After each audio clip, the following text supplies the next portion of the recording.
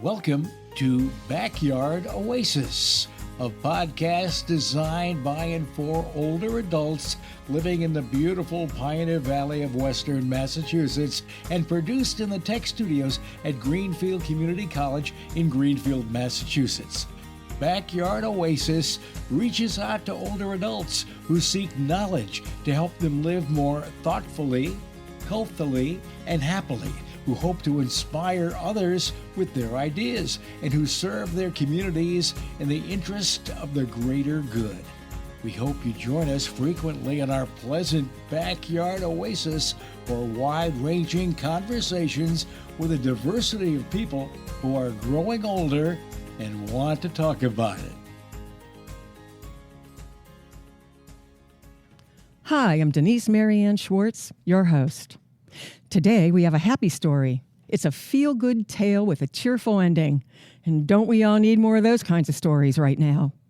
So think about this. There stood Happy Boynton, a 51-year-old roofer who'd overcome some rough patches a few years ago. But he's in his happy place, the pickleball court. Happy will tell you how much he loves this sport, its physicality, its intergenerational appeal, and importantly, the camaraderie that just seems to be a natural part of the game. Happy believes that everyone can play pickleball and that regardless of age, folks should give it a try. He's always trying to look for recruits because, well, for those obvious benefits, you know, the physical and the emotional ones, and also because it's fun. Oh, but now there's Happy, and for the past few days, he's been eyeing an older guy over there on the tennis courts. A guy with a shock of white hair, a beautiful swing of the racket, certainly fit, but alone over there practicing his serve. Eventually, Happy made his move. "Come on over," he invited the tennis player. The then 79-year-old retired educator declined. "I'm fine," he replied. Happy persisted. And finally, after enough prodding from the roofer, Gabe put down his racket, temporarily of course, and picked up a paddle. He whacked a few pickleballs. He found that he fit right in, often bested the younger players, which he loved. And even though the older guy and the younger guy didn't know it yet, right there began a lasting friendship. My guests today, as you have probably guessed, are Happy Boynton and Gabe Temeswari. And I'm so proud of myself for saying your last name correctly, Gabe. Beautiful. Thank you. So Happy, that's Todd Happy Boynton, he's a lifelong ice hockey player, and he's from Amherst. He's a roofer by trade, and he's founder of Happy Pickleball. Gabe is a retired Deerfield Academy educator. He's originally from Hungary, and he's the world's biggest Connie Francis fan. I don't know if we'll have time to talk about that, but here we go. Hello, Happy. Hello, Denise. Thanks for having us. You're welcome. Hello, Gabe. So good to be here, Denise. It is, and let me just little disclaimer here. So Happy used to play hockey with my husband, and Gabe's my neighbor. It is so cool to see you here in the studio instead of walking on the streets or on the ice. Anyway. It's warmer in here, Denise. Yeah, it's That definitely it is. warmer in here. So let's start. For 3 years now, you two have been playing ball together, and you've been in a national intergenerational tournament together, and we're going to talk about that in a minute. Oh, and there's some news. Today, Gabe became a world-famous person in a world, I guess it's a globally published magazine called Men's Health. 93 countries, Men's Health magazine. And we're going to find out why, okay? You got it. All right. We're going to talk about all that stuff in a minute. We're going to talk about why pickleball is so popular. It's called the number one fastest growing sport in America. Why is it so popular for folks of all ages? Why you both found it helpful in overcoming some of the tougher times you've faced, and how you developed your friendship. Okay? So we're going to start. Happy, I'd like to start with this. Okay. You told me something that really made me think. You said that pickleball saved both of your lives in different ways. Can you talk about that for a little bit? Real quickly, Denise, I'm a recovering alcoholic, and 6 years ago I was in a wheelchair. I weighed 350 pounds, drinking a gallon of vodka a day, and the doctor said I'd never walk under my own power again. So there is always hope. That's my story, and I'm sticking to it. Yeah. But pickleball is the main reason for that. It still saves my life today. Well, how did that happen? Finding pickleball was COVID. We were looking for things to do outside. I had tried tennis. Gabe is a big tennis player. He's been playing tennis for decades, and he's good at it. I'm not. I never was. I was an ice hockey goalie. I just like people throwing things at me. Yeah. So tennis didn't work for me. But when COVID started, my friends said, try this, and I've been hooked ever since. Why do you think? It's easy to play. That's what a lot of the knock against pickleball, people say, well, it's so easy. That means it's also easy to get into, and the fun happens right away. You have fun within minutes of your first time hitting a ball. There's something visceral about just feeling the ball through the paddle, and I love it. I wish I could explain it. The only thing I can do is get more people to try it, and that's why I'm here, so thank you. See, recruiting. Gabe, did it save your life? Well, in many ways it did, because at the time when I met Happy, I was going through some very rough times. I'd always taught at Deerfield Academy, in fact, over 40 years. I was also a coach there. I was big in tennis. I played squash a lot, still do both of them. But at the time, my wife was very ill. I had also lost an older brother, the first of my brothers to go. My wife was very sick. She was in and out of the hospital. It was just very, very hard. And eventually, of course, she did pass away. Right. And that's when I was down at the courts hitting just for practice. I'd heard about pickleball a lot, but I never thought too much of it. I said, this funny scoring, et cetera, et cetera. I do the other sports. Why do I really need that? And that's when I was down there, met Happy. He asked me over. I hit the ball a couple times with a paddle for the first time, and I thought, it's not that big of a deal. I think I can do this. And next day I went out, bought a paddle, started to play. It was the beginning of my love of pickleball. I play it all the time now. Do you two always play together? The last couple weeks, I've only played with Gabe once or twice, but he's there every day. He is a workhorse. He'll put in 2 hours in the morning, and if he can find somebody to go back, he'll put in 2 hours in the afternoon. Did we mention, and should we mention your age? It's something I never want anybody to ask me. I like that you called me the young one. Well, I'm 82 now. Yeah. And I still play every day, couple of hours. And there's nothing better than beating the old guys, because I feel very confident that I can take most of them when I'm playing. Oh, you mean the young guys? Yeah, the young guys. Yeah. There are no old guys. Well, there for are Gabe. some that I think are younger than me, but they look older than me. Okay, all right, Gabe. Yes, you do look pretty good. Gabe is our senior player and one of our best, and that's the beauty of pickleball. One of the things that you both talked about was like, pickleball is great for families, and it's intergenerational, and that doesn't happen in a lot of sports. And that's a really good lead into something that happened to you just a little while ago. Back in September, we were contacted by Humana Healthcare, and they wanted to sponsor us to go to a tournament in Washington, D.C., where they set up pickleball courts on the National Mall next to the Washington Monument and the Lincoln Memorial. And they paid for our trip to go down there and play. We got to meet some of the movers and shakers in the pickleball world, and we had a great time. Humana was big into realizing that intergenerational relationships are important. And in the world now, especially with COVID, there's so much disconnect that building community is our number one priority as a society, and pickleball does that. I may get other things out of it, but pickleball is great for everybody. Yeah, just to follow up on that, Sure. being the oldest person there, I never really feel it. I play with people. In fact, the youngest one of my favorite partners is maybe 11 years old. No. Oh, yes. Oh. The parents I knew from when they were little, they play, and then there I am at my age. They all call me by my first name. I have a great time. It's just wonderful. Makes me feel like I'm just one of them all the time. What is the good thing about the intergenerational exchange? I mean, I just did some things for another a group that I lead, and there were some people who were quite a lot younger than me, and I really found it fascinating. I felt like I was learning a lot from them. Absolutely. I've learned about Connie Francis from Gabe. I've learned about Hungary from Gabe. I've learned a lot of things from Gabe I never would have known, and it's all because of that silly little yellow ball. Oh, that little yellow ball. Let's bounce that back over to Gabe, because you brought up something that I would like you to talk about, if you don't mind, Gabe. We talked about Hungary, and I know that you were born there. Would you mind talking about your early life a little bit? Oh, yeah. Well, I was not too fortunate when I was born. It was right in the middle of World War II. Bombs were dropping all over Budapest. I was born New Year's Eve in war-torn Budapest.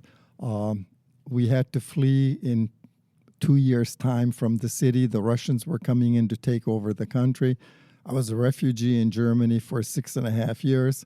Actually started my language career there by having to learn a new language after I spoke Hungarian only. And then 1951 was when we had our really good break.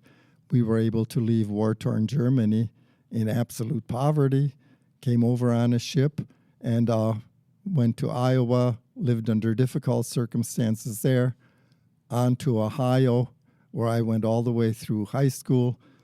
Through Ohio, I stayed in college, graduated, went to St. Louis to begin a teaching career, got a job at Washington University as a graduate assistant, taught classes there for 2 years while I got my master's degree. By then, my wife, who had similar circumstances, had come to this country. We met in the United States. We were married for 54 years. And we came to Deerfield. And from then on, at the age of 25, I never left New England. New England is basically my love. Yeah, mine too. What a great story. It's a beautiful immigrant story, and there are so many of them out there. Thanks for sharing that. Oh, you're very welcome. Do you want to talk for a minute before we go over to Happy? Happy, we're going to find out a little bit about your past. This could take a long time if we ask Gabe to tell us a little bit about Connie Francis. So for some of our listeners who may not know, she was the most popular female pop singer of the late 50s and early 60s. Yep. I've been blessed, really, to know Connie. I loved her music from when Who's Sorry Now became a smash hit, rolled her off into her great career. She recorded in 13 languages. All of her hits were done in multi-languages at the same time. She recorded Where the Boys Are from the first movie she ever made, was #1 in the world in 5 different languages at the same time. I had the good fortune of really going to her shows when she resumed her career after personal tragedies. She is just a remarkable person, allowed us to come to her rehearsals all the time, would have receptions afterwards. We would go and have receptions there. And 1 year after I had retired already, and I had been doing some radio shows for her on Baltimore Net Radio, she invited me down to her house for her big 75th birthday party bash. How much fun. Oh, unbelievable. We went all through her house, sat down with her, talked to her. She signed endless stuff for me, has even sent a ID bracelet with her name in it to me. I'm in her newest book. And by the way, they're just going to be releasing a play on Broadway. I think April 23rd it opens. That relationship that she had with Bobby Darin. Should all go see it in New York City. And her movie rights have almost been completed for the life story of her great career. Well, I think this is another podcast. Thank you for sharing. Okay, did she know you were her greatest fan? Well, I don't know if her greatest. She has so many from throughout the world. But if you would be appalled if you saw in my house what I own on that woman. Okay, fine. I don't think I'm going to look. Happy, tell us a little bit about you. My story is nowhere near as interesting. That's what you get for being old, Gabe. You get to be interesting. Yeah. I'm from Western Mass. Grew up in Northampton and Amherst, moved to Greenfield, after college, got married, had 2 kids, got divorced, became an alcoholic, became a drug addict, got fat, had back surgery, knee surgery, pain, everything. I'm here to talk about pickleball. Wow. 2 really different people, and together you've formed a great friendship, which we're going to talk about in a minute. But I feel for our listeners, we need to tell them something about pickleball and why it's so good physically, emotionally, for older adults. Everybody has done something in their life that they enjoyed that I can equate to pickleball, whether it was throwing a ball against the wall as a kid and catching it, whether it was kicking a soccer ball back and forth with a buddy. There's always something with movement and a ball, and pickleball encapsulates that. I come from ice hockey. I'm a goalie. Yeah. Like your husband. I know. I've been hit with the puck, and it's hurt, but I still loved it. I loved it for 35 years. My body broke down. I couldn't do it anymore. Pickleball has actually got me back in shape. I'm thinking about playing goalie again. Oh, my. I'll tell John. But I really have no interest, and the hockey guys hate to hear that because I found pickleball. I don't need hockey anymore. Pickleball answers all the ills that I have, whether it's physical or psychological, depression, just getting a reason to get up in the morning and go hang out with Gabe and all of our friends. Oh, it's the man. community building part of it. Again, that's why I'm very thankful to Humana Healthcare for getting us involved in this. Well, I did look up a few things, and I did read something that said that about half of the core players of pickleball, that's those people who play 8 or more times a year. Now, you guys do that a week. Those people are 55 years old or older, and almost a third are 65 plus. So that must mean that it's a little easier to play than some other sports. What I've read was that the courts are a little smaller, the ball's a little lighter, so it's easier on your joints. For anybody who hasn't heard of pickleball, it's a sport that was developed in 1965 in Bainbridge Island, Washington by a group of families actually living in a resort house, and they needed something for everybody to do. They didn't have all the badminton equipment. They didn't have all the croquet equipment. They didn't have all of anything, so they created a game that the kids could hit the ball and the older people could hit the ball, and it spread from there. It really hasn't taken off until 2020 because of COVID. Oh, right. It's mostly been in the senior living areas, I think, because seniors have the time to play. Everybody else is working all day long. They don't have time to go play pickleball. Good point. But people have gyms, people have exercise routines. Pickleball can fit into everybody's schedule. And not only something good for you, fun. Because we always say that's our second rule, have fun. What are the other rules? Well, if you'd like to know, rule number 1 is don't get hurt. Yeah. Because last night, all the talk shows were making fun of pickleball, and I had trouble sleeping because it bothered me. What do you mean? They were all talking about how, well, I have friends that play, but they all have ACL injuries. They've all torn Achilles. We've been playing in this area for 3 years, and when we get new people, the first thing we tell them is, don't get hurt. It's a wiffle ball. It's not for the Stanley Cup or the World Series. We're here to have a good time. Once they get that through their head, we have an absolute blast. There are some that come in like they are there to win a world championship, and we've seen a few people taken out on stretchers. Whoa. Gabe didn't leave on a stretcher, but he's been in the emergency room once. Okay. Just once. Do we want to know about that? It was no big deal. Okay. I'd been playing all morning. It was a hot day outside, and we were playing. And when I play to win. So I had a good partner. Our opponents were very good. We had split sets, and I'd been playing for about 2+ hours already. Oh. And I was actually starting to feel tired. Sure. And I thought, well, I think I'm not going to play another game. I'm going to go have lunch with my friends. Oh, no, you got to stay. You got to stay. We got to determine who the winner is. Well, sucker me. I said, all right, I accept the challenge. We started to play. There was a drop shot close to the post that I had to hustle for to really get. I charged in, collided with the post, missed the shot, and I was really dehydrated at the time already. Down I went. When they came running over to see if I was all right, scuffs on my knees and everything. I said, yeah, but I think I'm going to faint. And you know what? I He did. fainted. You did. I did. They took me by ambulance up to the emergency room. Uh-oh. And by the time they got me in the ambulance, I thought, well, I've never done this before. This could be interesting. So in I went. They had me up there. You know, they had given me the solutions, Yeah. about 2 bottles worth. Yeah. By then, I felt fine. And my greatest problem was I couldn't go to the bathroom. And they were so busy up there. Nobody kept coming. I kept waving and waving. The stupid button was under the bed somewhere. I couldn't get it. So you know what I did? I don't know. I want to know. I texted Happy and someone else, and I said, call the hospital and tell them I got to pee. Oh, my God. And did you? I was on the road home from Springfield for my own doctor's appointment when I got Gabe's pee-pee call. And I headed right to the hospital. And when I got to him, he said he was finally taken care of by the time I got there.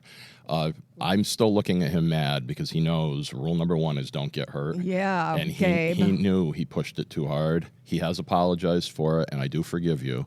But thank yeah, you. Gabe, we got to set an example. We can't be getting I know, hurt. I know. Yeah, but by afternoon when they released me, I was down there checking it out, and I hit a couple balls. He went back. I was that fine. day. All right, you guys. You know what? You know what this is doing? This is making me think about something you said. You said that you two volley back and forth.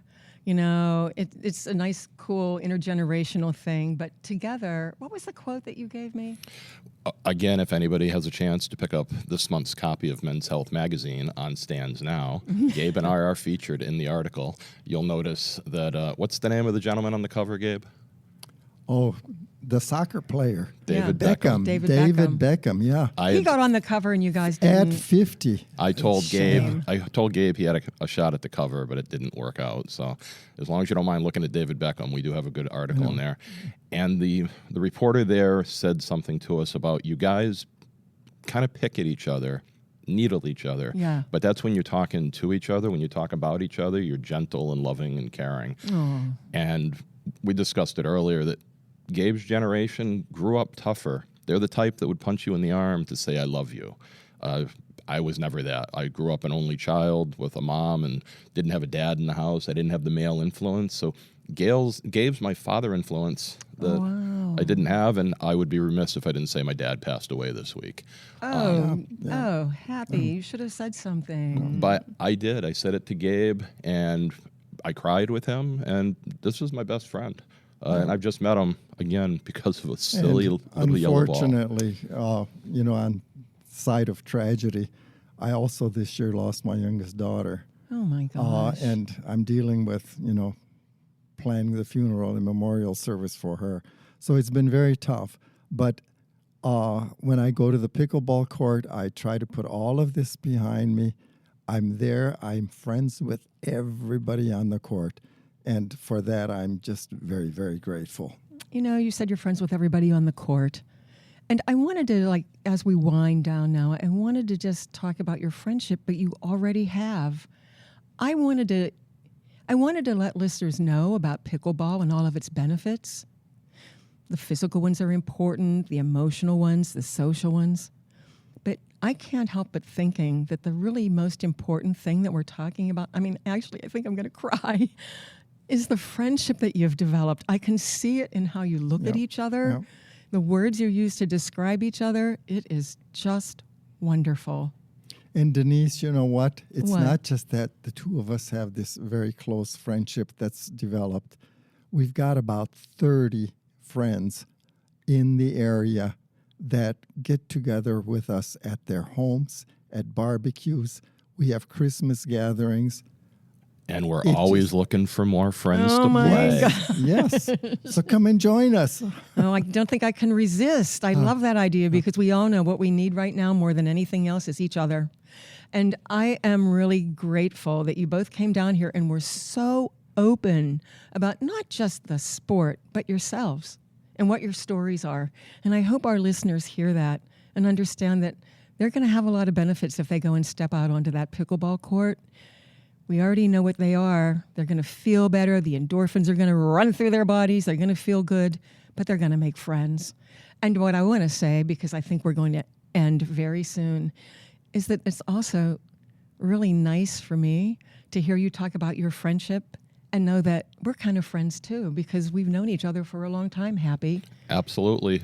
Denise's husband, John, is a pickleball recruit. I've had him out 3 or 4 times. I don't want to guess anybody, but I think he's in Gabe's age range. Well, I'm not going to say anything.